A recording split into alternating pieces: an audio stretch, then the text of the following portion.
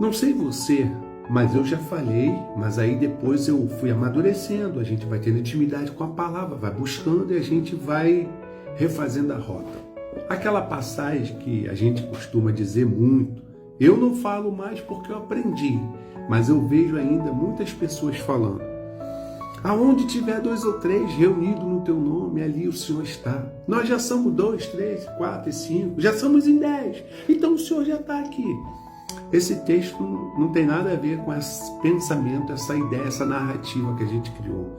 Dentro do texto que está lá em Mateus, capítulo 18, versículo 18, que diz assim, ó: em verdade vos digo que tudo que desligares na terra será desligado no céu, e tudo que ligares na terra será ligado no céu. Também vos digo que se 2 de vós concordarem na terra acerca de qualquer coisa e pedirem, isto lhe será feito por meu Pai que estás no céu. Então, você observa o seguinte: o que está acontecendo aqui? Nós vamos aprender. Por isso eu digo, aprenda a ler a Bíblia dentro do contexto, porque isso aqui está fora de contexto. Aí o camarada que não entende, que não estudou, cria uma narrativa e você continua acreditando, repete, fala e não sabe o que está falando. Eu vou te ensinar o que está acontecendo. Mateus 18 diz assim: os discípulos discutem sobre o maior no reino de Deus, no reino dos céus. Aí, o capítulo 18, versículo 1, aí o versículo 7. Jesus alerta contra os escândalos. Aí você vem, Jesus ensina, no 15, Jesus ensina como tratar um irmão que peca. É aqui que está o contexto dessa passagem. Vamos aprender aqui o que está acontecendo. Ora, se 2 irmãos pecar contra ti, vai e repreenda-o entre ti e ele. Se te ouvir, ganhaste o teu irmão.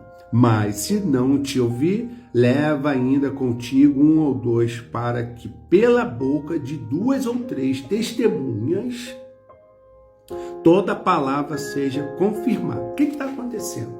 Está acontecendo é que um irmão afrontou ou pecou contra o outro irmão.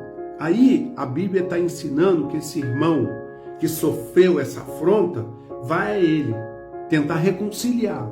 Se ele for irreconciliável, se ele não der ouvido e querer um reconciliamento, aí tem que chamar 2 ou 3 testemunhas. Mas se ele aceitar se reconciliar pelo aquele pecado, aquela falta que ele teve com o irmão, fica zerado. Isso não se leva para a igreja, não leva para a liderança, ou seja, e não precisa das testemunhas, se perdoa ali e fica tudo em paz.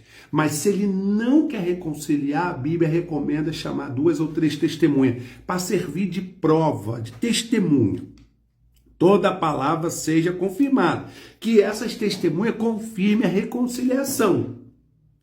Eles foram testemunha da reconciliação daqueles 2 irmãos. Aí, vamos lá. E se não escutar, dizei à igreja, e se também não escutar a igreja, considera como um gentil publicano. Prestou atenção? O irmão pecou contra o outro, aí ele vai até o irmão, aí o irmão não quer se reconciliar, está irreconciliável, endurecido, rebelde.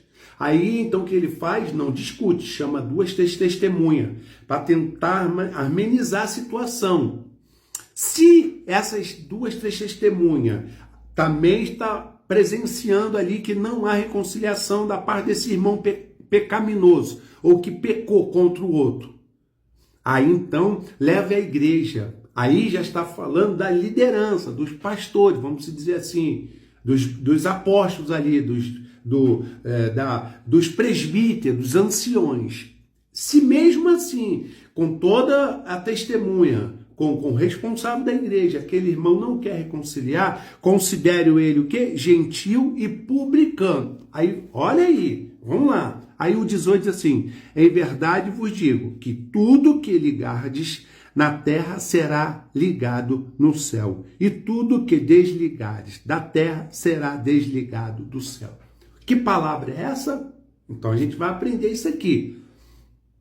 Esse irmão peca contra o outro. ele vai lá tentar reconciliar. Ele é irreconciliável, não quer. Chama 2, 3 testemunhas. Ele também não dá um bom testemunho. As testemunhas percebem que aquele rapaz é irreconciliável. Leva o caso à igreja, aos pastores ou aos presbíteros.